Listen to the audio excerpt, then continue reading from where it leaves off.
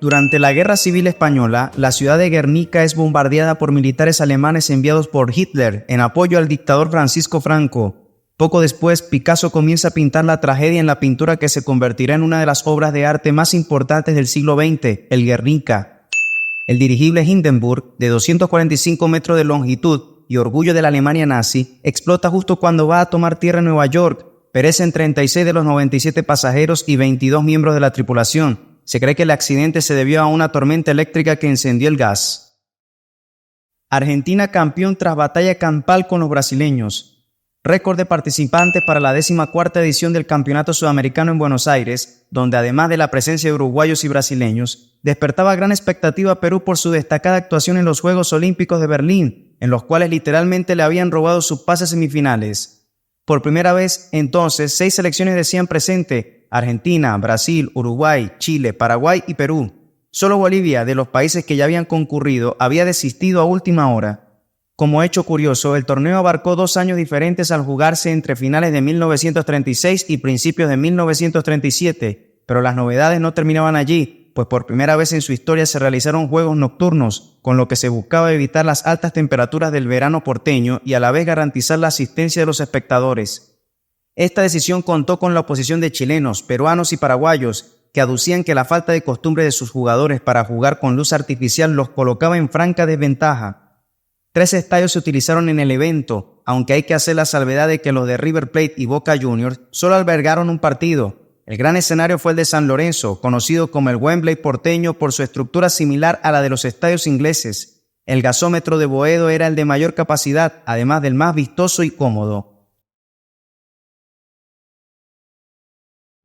En el match que abrió fuegos, como Brasil y Perú utilizaban camisetas de color blanco, debieron definir cuál debería cambiar su uniforme. Tras el sorteo que perdieron, los amazónicos terminaron usando la casaca roja de Independiente. En lo que se refiere al juego, este fue de dominio dividido, pero Brasil mostró más contundencia y arrancó ganando 2-0. En el segundo tiempo, ya mejor adaptados a la iluminación nocturna, los incas llevaron el control de las acciones y aunque merecieron la igualdad, cayeron 3-2. A pesar del equilibrio en la primera parte entre Argentina y Chile, los albicelestes se fueron al descanso ganando 2-0 gracias al doblete de Francisco Varallo. En la etapa complementaria, el trío defensivo de la visita se mostró más acoplado y no sufrieron más goles, al tiempo que lograban el descuento a través de Raúl Toro. Con este magro resultado, la prensa argentina se quedó con las ganas de ver una goleada.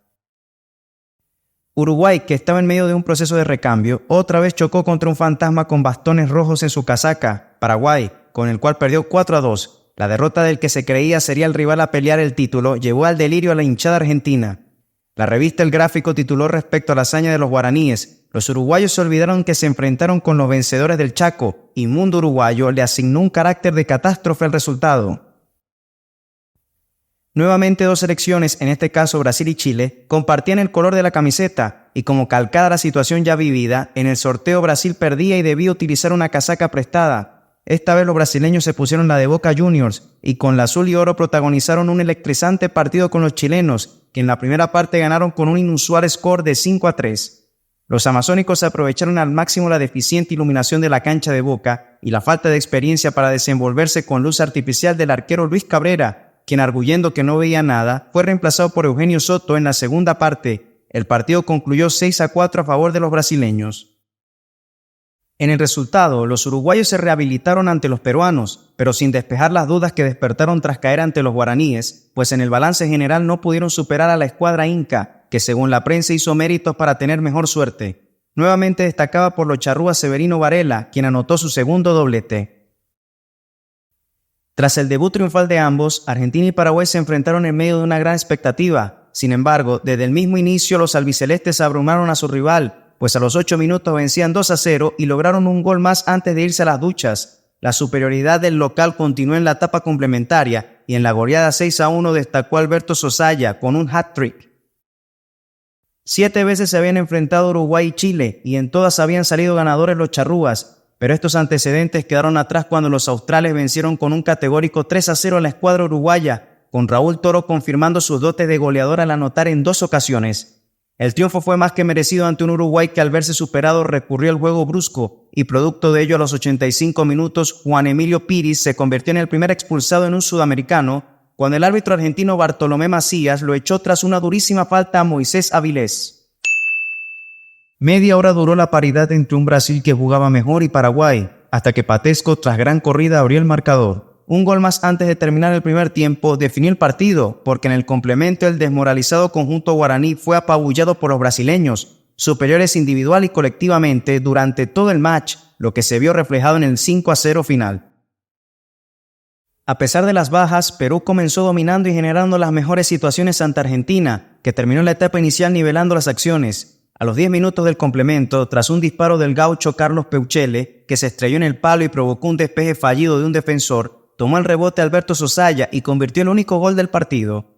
El juego se volvió bronco y tras sufrir una dura falta, el argentino Antonio Sastre reaccionó agrediendo a un rival y fue expulsado. Pero cuando salía de la cancha, el técnico Manuel Seoane, aprovechando que Sastre acusaba una lesión, hizo entrar a Héctor Blotto en su reemplazo, lo que no fue percibido en el momento por los jueces ni tampoco por el Banco Inca. Posteriormente, Perú presentó una protesta, pero fue rechazada por la Conmebol. Con diferentes fortalezas, Chile más técnico y Paraguay más potente, estas selecciones disputaron los primeros 45 minutos compartiendo el protagonismo, pero los chilenos tenían a un Raúl Toro encendido y eso explica que terminaran 2-1 arriba en la fase inicial. La tónica del match cambió por completo en la etapa final y los guaraníes se hicieron dueños del juego y no solo pudieron voltear el marcador 3-2, sino que faltando 3 minutos perdieron la chance de aumentar la cuenta tras fallar un penal. Partido clave entre Brasil, que venía a ritmo perfecto, y Uruguay, que aun cuando ya se había despedido de la pelea por el título, se lo jugó a muerte, y una muestra de su vehemencia la dio a comienzos del segundo tiempo, con el match igualado a un gol, cuando Varela pateó al arquero Yurandir y se produjo una bronca mayúscula en la cual intercambiaron puñetazos los jugadores, los suplentes y hasta los delegados. Tras 4 minutos de paralización, Piris puso el 2-1 para los charrúas, una ventaja que duró poco, pues un centro de Patesco provocó el error de Carlos Martínez, que al querer rechazar de cabeza venció su propia valla. 5 minutos después, el recién ingresado Niguinho puso el 3-2 definitivo para los amazónicos. Si en el fútbol se premiara el entusiasmo, Perú y Chile se hubieran ganado un merecido reconocimiento. Sin embargo, ambas selecciones quedaron en deuda por la escasa calidad que mostraron sus hombres, excepción hecha de Jorge Alcalde, quien anotó los 2 goles del conjunto inca en un cotejo que concluyó empatado. Si la temprana ventaja lograda por Uruguay con el gol de Eduardo Iturbide a los 5 minutos había sido un baldazo de agua fría para la hinchada argentina, ni hablar cuando a los 58 minutos Severino Varela, el hombre de la boina, puso un lapidario 3-0. La ventaja parecía definitiva, pero 10 minutos después, Francisco Varalo y Alberto Sosaya lograron descontar y el local buscó la remontada histórica. No obstante, el milagro no llegó y la derrota provocó serios incidentes en la tribuna. Después de un primer tiempo parejo entre Paraguay y Perú, en la etapa final el dominio fue de los guaraníes hasta faltando 10 minutos, lapso en el que malograron varias opciones. Ya sin energías ambos equipos, parecía que el partido se moría sin goles cuando a los 88 minutos el peruano José María Lavalle, con algo de fortuna, logró el tanto con el que ganó su selección. Solo una victoria ante Brasil en la última fecha del torneo le permitía a los albicelestes forzar un desempate, y según la prensa local, el triunfo del anfitrión gracias al gol de Enrique García a los 48 minutos no solo fue merecido, sino que el resultado debió ser más amplio, pues fueron mejores durante todo el partido. Quedó un resquemor, la agresividad de la visita, que dejó como saldo a 3 jugadores lesionados, José María Minella, Juan Carlos Iribarren y Alejandro Scopelli. El match donde argentinos y brasileños definirían el título estuvo plagado de incidentes. La revista argentina El Gráfico destacó que desde el inicio hubo intercambios de golpes y patadas, pero que fue a los 35 minutos cuando comenzaron los incidentes más graves, tras un puntapié que el brasilero Afonsinho le dio a Varalo y este respondió con una patada voladora.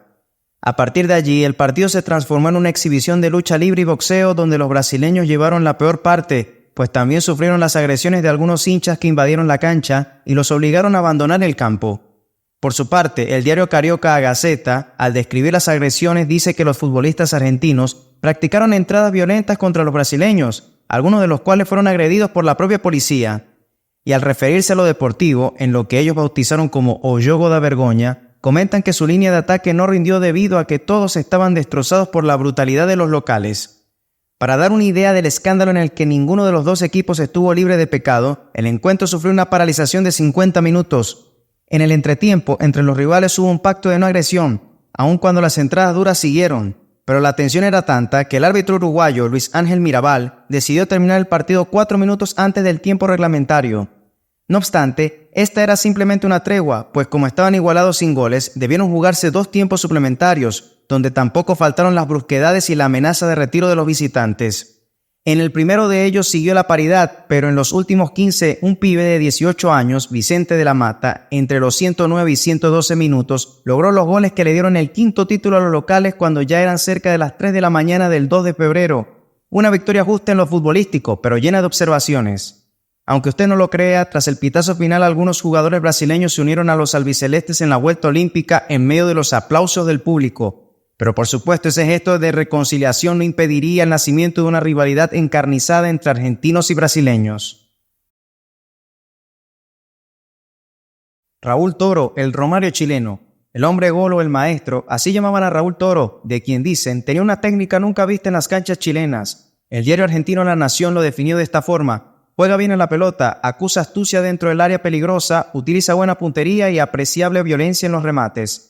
Toro jugó con su selección 13 veces y convirtió igual número de goles y en este sudamericano anotó 7 tantos. Alguien que lo vio jugar dijo que, si hubiera que buscarle un parecido a algún jugador de la época moderna, diría que jugaba como Romario.